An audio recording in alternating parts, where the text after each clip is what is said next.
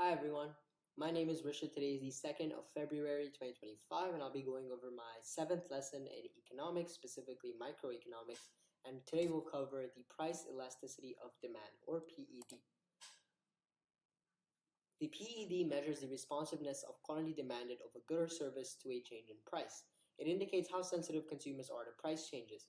The formula for PED is the percent change in quantity demanded over the percent change in price. Now, elastic demand means PED is greater than 1.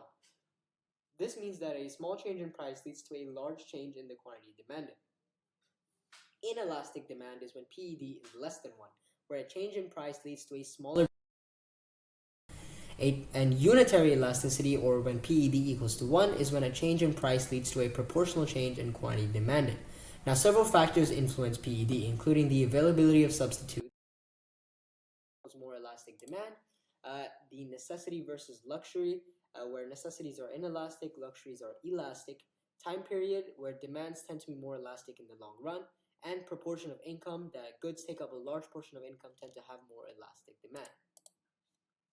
Now here we can see a bunch of graphs showing the different elasticities. So perfectly elastic demand would just be a horizontal line, whereas perfectly inelastic demand would be just a vertical line. Highly elastic demand would be a very kind of, I don't want to say flat, but this will be closer to the horizontal version of demand, whereas less elastic demand would be closer and closer to the vertical line. And unitary elasticity can typically be depicted as a perfect 45-degree angle type of line, or you can even depict it as a curve like this. That's all for this video. Thank you for watching. Enjoy, and I will see you in the next video.